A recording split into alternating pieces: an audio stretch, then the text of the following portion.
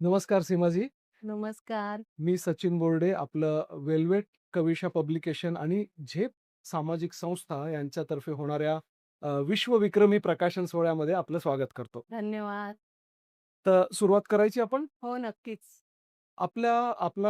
जे पुस्तक इथे प्रकाशित करणार आहात, त्या पुस्तकाचं नाव आणि त्याच्याबद्दल थोडक्यात काय सांगाल? हं. माझ्या पुस्तकाचं नाव आहे कथासंग्रह आहे.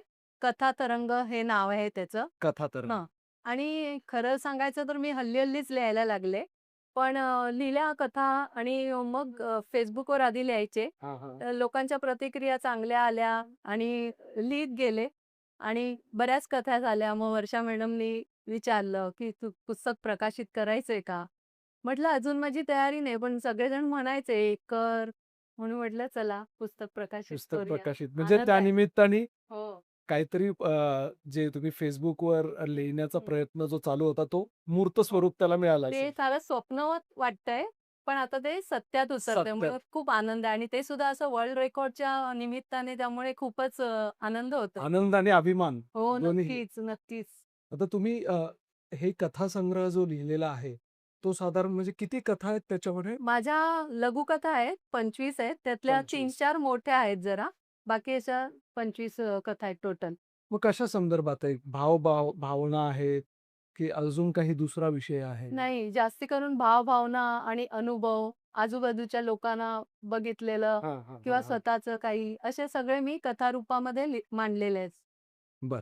मग हे जे लिखाण तुम्ही केलं किंवा आधी तुम्ही Facebookवर लिहायचं, हं. तर हे नेमकं म्हणजे कशासाठी? की एक आत्मिक समाधान मिळण्यासाठी, की प्रसिद्धी म्हणजे मिळण्यासाठी तुम्हाला काय नाही, नक्कीच आत्मिक समाधान. कारण लहानपणापासून बरंच वाचन केलं हं. होतं आणि आता लिहायला लागल्यावर असं वाटायला लागलं, की लिहायला हवं आणि त्यामुळे खरोखर आनंद मिळतो. आपला वेळ कसा जातो मुख्य म्हणजे स सत्कारणी लागतो. त्यामुळे तो आनंद खूप आहे. प्रसिद्धीचं काही असा सोर्स नाहीये. सोस नाहीये. नाही, बरोबर. नक्कीच नाही. छान आणि त्यामुळे ती कलाकृती सुद्धा तितकी छान हो, उतरली जाते म्हणजे आपण बरोबर.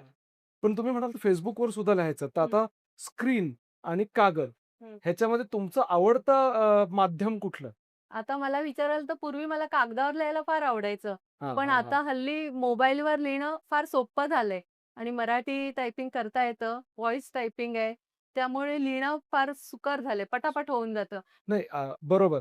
तो तर एक भाग झालाच. हं. पण ते लिहिलेलं तुम्हाला डिजिटल स्वरूपात प्रकाशित करायला आवडतं, की म्हणजे अ, पुस्तक म्हणून प्रकाशित करायला आवडतं? काय नक्कीच वाटतं? पुस्तक म्हणून प्रकाशित म्हणजे तो करायला आनंद हो, वेगळाच आहे. हो. आणि जेव्हा मी अगदी सुरुवातीला लिहायला लागले ना, हां. तेव्हा मी काय करायचे ते टाइप केलेलं असायचं मोबाईलमध्ये. मी माझ्या मिस्टरांना प्रिंट काढून सुरुवातीला मी असे बरेच हां, प्रिंट हां, काढून हां. ठेवले. पण आता ते खूप झालं ना खूप असं. बरोबर. त्यामुळं असंच मोबाईलमध्ये मोबाईल. आणि आता पण आता पुस्तकच हो, येते हो. तुमचं. नक्की. बरोबर. जेव्हा तुम्ही लिखाण करता, म्हणजे लिखाण एकांतात काही लोकांना सवय असते, की रात्री बाबा 10 वाजल्यानंतर मी बसेल, लिखाण करेन आणि काही लोकांना आजूबाजूला काही सुरू असेल, तरी ते लिखाण करतात. तर तसं तुम्हाला काय म्हणजे लोकात राहून लिखाण करायला आवडतं, एकांतात आवडतं का असं काही नाही? तसं बघायला गेलं तर मी मुद्दाम एकांत शोधत नाही. हं, असं हं, आजूबाजूला इतर काही चालत असताना मी माझं-माझं लिहू शकते. हं, पण एकांतात जास्त म्हणजे प्रगल्भतेने आपण लिहू शकतो. हं. त्यामुळे एकांतात लिहायला पण आवडतं. एकांतात हं. लिहायला पण आवडतं. बरोबर. मग तुमचं काय आहे म्हणजे आता कथासंग्रह आहे, पण तुमचं आवडतं काय? कविता की कथा? तसं खरं सांगायचं तर मला दोन्ही आवडतं. म्हणजे कविता पण आवडतात, कथा पण आवडतात. पण कथेचं काय आहे, मी हां. लिहायला लागले ना, की मला सुचत जातात पटापट. अच्छा. हां. कविता सुचायला जरा वेळ लागतो. म्हणजे ती नेमक्या शब्दात मांडणं, यमक, हे यमक. वगैरे बरोबर. त्यामुळे मला कथा लिहायला जास्ती हां, आवडतं. म्हणजे तुम्ही कथांमध्ये तुम्हाला जास्त जास्त. तसंच तुम्हाला वाचन आवडतं की लेखन? लहानपणापासून वाचन इतकं केलंय, ते मोठमोठ्या लेखकांचं वाचता-वाचताच मोठे झालो आणि वाचन केल्यामुळेच आता लेखन आवडायला लागलं. कारण बरोबर. हां, ते आपले विचार सगळे लेखनामध्ये उतरायला लागले. त्यामुळे हं. लेखन आणि वाचन हे दोन्ही माझे दोन्ही. आवडते. अजून सुद्धा वाचन करते. तुम्ही लहानपणापासून वाचत होतात. मग हं. तेव्हाचं साहित्य, जुनं साहित्य की आधुनिक साहित्य? जुनं साहित्य जास्त चांगलं होतं. आमच्या लहानपणी तर खास मुलांसाठी म्हणजे चांदोबा, इसापनीती, पंचतंत्र बरोबर. वगैरे अशी सगळी पुस्तकं असायची. आणि नंतर 10वी झाल्यानंतर मी कादंबऱ्या पण वाचायला सुरुवात हं, केली. हं. तेव्हा माझ्या आवडीच्या लेखिका जास्ती होत्या. योगिनी जोगळेकर म्हणा, अच्छा. सुमती क्षेत्रमाडे, सुमित ऐतिहासिक पण क्षेत्रमाडे. वाचले, रणजित देसाई. भरपूर वाचन हां, म्हणजे खूप अफाट वाचन आहे वाचन तुमचं. खूप म्हणजे मी एकटी कुठेही बसच्या लाईनीत जरी उभी राहिली ना, तरी माझ्या हातात एखादं मॅगझीन वगैरे मॅगझीन असेल. वगैरे हो, असायचं. आवड वाह! होती खूप. तर तुमचं आवडतं पुस्तक आणि आवडते लेखक थोडक्यात एक शब्दात? एका शब्दात सांगायचं तर जरा कठीणच आहे, पण मला आवडलेली सर्वात जास्त कादंबरी ज्योतिर्मयी, योगिनी ज्योतिर्मय. जोगळेकर. अच्छा. ती मी सर्वात सुं पहिली वाचलेली. अच्छा. 3 वेळा वाचली तेव्हाच. हं. म्हणजे इतकी आवडली तुम्हाला हो, खूप, सुमित? खूप बरं. आवडली.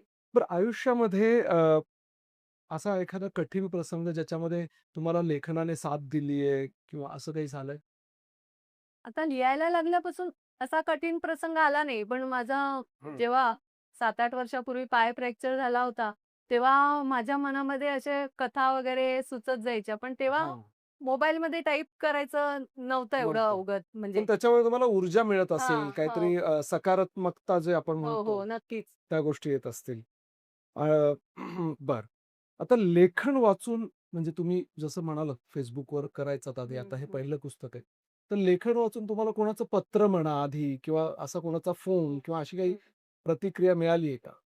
पत्र नाही आलं, पण हां. फोन करून सांगितलं आहे, की "तू छान लिहिलंयस, तुझी ती कथा वाचली, खूप प्रेरणादायी आहे" वगैरे असं कोणी-कोणी म्हणजे मैत्रीण म्हणा मैत्रीण. किंवा हां. एखादे नातेवाईक वगैरे असं सांगितलंय.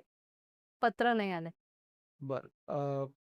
आता तुम्ही शब्दांशीच खेळता म्हणायला हरकत नाही. तर तुम्हाला शब्दांमध्ये जास्त ताकद आहे असं वाटतं, की मौनामध्ये जास्त ताकद आहे? कसं असतं, हं. आपल्या मनातल्या भावना शब्दांमुळे जास्त चांगल्या आपण उत्कटपणे व्यक्त व्यक्त करतो. करतात. बरोबर. त्यामुळे भावनांना अ, अ, ह्याच्यात प्रत्यक्षात उतरवणं हे शब्दांचं काम. म्हणून शब्द महत्त्वाचे वाटतात. पण काही-काही भावना अशा असतात ना, की ज्या शब्दांच्या पलीकडले असतात.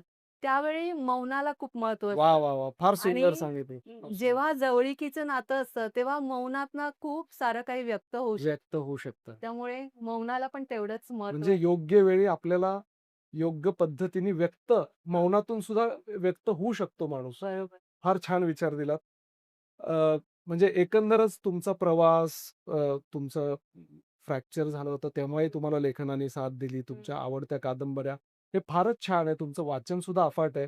ह्यापुढेही अशा पद्धतीचं किंवा पुस्तक आपण प्रकाशित करावं किंवा वेल्वेट कविशा म्हणा, किंवा झेप सामाजिक हं. संस्था म्हणा, असे मंच असावेत असं वाटतं का तुम्हाला? किंवा किती गरज आहे अशा मंचांची? नक्कीच आहे.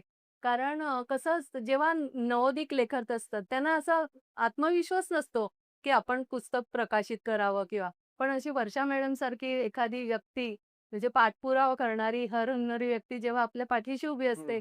तेव्हा आपल्याला पण असं वाटतं, बळ मिळतं, बळ की आपलं मिळतं. पुस्तक प्रकाशित व्हायलाच हवं. आणि ते प्रत्येक लिहित्या हाताचं ते स्वप्न असतंच, स्वप्न असतं. की बाबा आपण एखादं पुस्तक प्रकाशित करावं. त्यामुळे ह्या अशा संस्था नक्कीच असाव्यात. वाह, वाह, वाह! छान. म्हणजे कुणीतरी हात द्यायला हो, असेल, तर मग तो हो. प्रवास घडत जातो असं आहे. नक्कीच. पण कुणीतरी ते स्वतःहून पुढाकार घेऊन करणं महत्त्वाचं आणि मग त्याच्यासाठी अ, तुमची साथ, लेखकांची साथ असणंही तेवढंच गरजेचं आहे. खूप छान वाटलं आपल्याला तुमच्याशी बोलून. आपल्याला अजून असे उपक्रम करायचे आहेत. अशाच जोडलेले राहा. धन्यवाद. नमस्कार. धन्यवाद. विवेक कविता पब्लिकेशनतर्फे विश्वविक्रम हे पुस्तक प्रकाशन सोहळा होत आहे.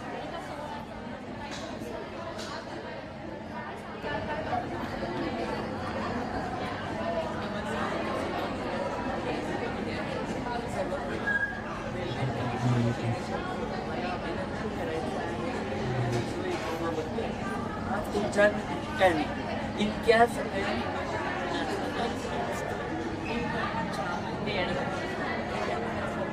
ते पूर्ण होता आणि ह्याचं सगळ्याचं श्रेय तुम्हाला जातं. तिच्या शालेय वयापासून आणि निबंधांसाठी बक्षीस मिळतात. मध्यंतरी प्राकृतिक कारणामुळे खंड पडला नंतर गेल्या तर्फे परत तिच्या वेळेला उधारी आहे. तुमच्या स्वप्न पूर्ण होतं. एक लाईट सिक्स्टीचा आणल्या सिक्स्टीचा लाईट लावतो जरा उजड चेहरा अंधारायला लागला तुझा उडी आणि आली तिथं असं हे त्यांचं बघून लेखिका तिचं पण तसं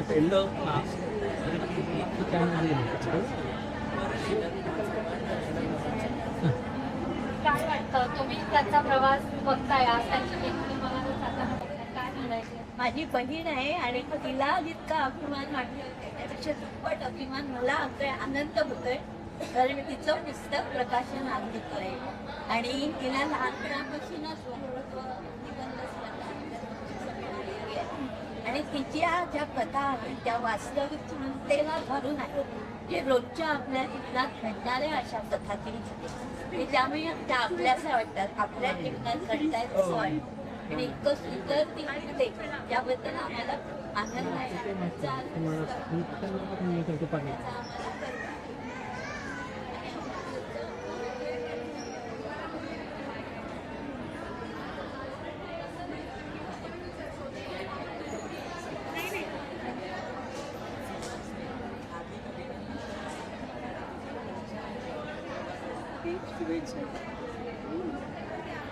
मी सीमामध्ये त्याची मोठी आहे. सीमामध्ये त्या आम्हाला ते नाटक करणं लहानपणापासूनच खूप हुशार आणि वक्तृत्व स्पर्धेत खेळामध्ये, गायनामध्ये प्रथम यायच्या. इतकंच नाही, तशा कर्मामध्ये नैपुण्य आहे. तसे आपल्या स्वामी सुद्धा मन मिळवून परोपकारी आणि सर्वांना मदत करणाऱ्या अशा आहे. आणि इतकंच नाही, सुंदर त्यांच्या त्या कथा आहेत, त्या कथा सत्य घटनेवर आधारित आहेत. बऱ्याचशाही वाचलेल्या आहेत. आणि त्यांना पडलेला होता, पायाला इजा झालेली असताना तुझ्या त्यांनी पूर्णपणे घराची जबाबदारी आणि दुःखीची जबाबदारी सांभाळून त्याने व्यवस्थितपणे कर्तव्य पार पाडलेले आहे. आणि आज मुक्त स्वामी कळलं मी त्याच्यावर आम्ही नक्कीच करतो. एक नाही, तिच्या तिची मुलगी दुबईला असते आणि तिला इथे राहायला मिळालं नाही, त्याबद्दल तिने तुला लिहून कळवलं आहे. ती आई आजचा दिवस खूप खास आहे तुझ्या आयुष्यातला आणि आमच्यासाठी अभिमानाचा शब्द. तुझा पहिला कथा तुझ्या प्रदर्शनात हे फक्त पुस्तक नाही तर तुझ्या अनेक वर्षाच्या मेहनतीचं, जिद्दीचं, संयमाचं आणि स्वप्नांचं सुंदर रूप आहे. तू बँकिंगच्या क्षेत्रात होतीस पण लेखक मनाची खरी सृष्टी होतीस. लहानपणापासून मला निबंध आणि वक्तृत्व स्पर्धेसाठी मार्गदर्शन केलं. प्रत्येक शब्द, प्रत्येक विचार, प्रत्येक भावना तुझ्या शिकवणीतून घडली. तू फक्त मला लिहायलाच शिकवलं नाहीस तर शब्दांमध्ये आत्मविश्वास आणि भावना व्यक्त करण्याची कला दिलीस. आणि आज मी जे काही लिहिते त्यामागे तुझा अमूल्य हात आहे. तू कधीही हार मानली नाहीस, स्वतःवर विश्वास ठेवलास आणि तुझ्या स्वप्नांना जपलं आणि आज त्या स्वप्नांनी तुला इथपर्यंत आणलं. तुझा खूप खूप अभिमान वाटतो. तू फक्त माझ्यासाठी नाही तर अनेकांसाठी प्रेरणा आहेस. आज या खास दिवशी तुझ्यासोबत नसल्याचं मनाला खूप लागलंय. तुझ्या डोळ्यातील आनंद जवळून पाहता आला असता तर किती छान झालं असतं. आज मी तुझ्यासोबत नसले तरी शोभा मावशी, सुनीता मामी, प्रभा मामी, आरतीताई, मेघा तुझ्यासोबत आहेत आणि सगळे मिळून हा आनंद साजरा करत आहेत. मेघाने डिझाईन केलेलं मुखपृष्ठ या पुस्तकाला खरंच 4 चांद लावत आहे. मी तरी प्रत्यक्ष तिथे नसले तरी या सगळ्या चिअरलेट्स तुझ्यासोबत आहेत. Thank you all. माझं मन मात्र तुझ्यासोबतच आहे. माझं प्रेम, अभिमान आणि टाळ्या इतकं दुरूनही तुझ्यापर्यंत पोचत आहे याची मला खात्री आहे. आणि बाबा तुझ्या या संपूर्ण प्रवासात सर्वात मोठा आधार ठरले. तुझ्या स्वप्नावर त्यांनी नेहमीच विश्वास ठेवला, तुला पुढे जाण्यासाठी प्रोत्साहन दिलं आणि प्रत्येक टप्प्यावर मजबूत पाठीशी उभे राहिले. तुझ्या या यशामागे त्यांचा आधार आणि साथही खूप महत्त्वाची आहे. कथा तरंग फक्त पुस्तक नाही तर तुझ्या मनाच्या लहरी आहेत, ज्या अनेकांच्या हृदयाला स्पर्श करतील आणि मला खात्री आहे की हे पुस्तक खूप लोकांच्या हृदयात आपली जागा निर्माण करेल. ही फक्त सुरुवात आहे आई. अजून खूप मोठं यश, खूप कौतुक आणि खूप प्रेम तुझी वाट बघते. लवकरच तुला ज्ञानपीठ पुरस्कार मिळो ही मनापासून प्रार्थना आणि शुभेच्छा. गणपती बाप्पा मोरया. संवेदनशील आणि जबाबदार असं व्यक्तिमत्व आहे आणि खरं तर हाच गुण आहे की एका लेखकाला समृद्ध बनवत असतो. तुम्ही सगळेजण त्यांचं कौतुक करण्यासाठी आज इथे उपस्थित झालात. आपला सगळ्यांचे मनपूर्वक आभार आहे आणि खूप खूप अभिनंदन. पुढील वाटचालीसाठी खूप शुभेच्छा. धन्यवाद.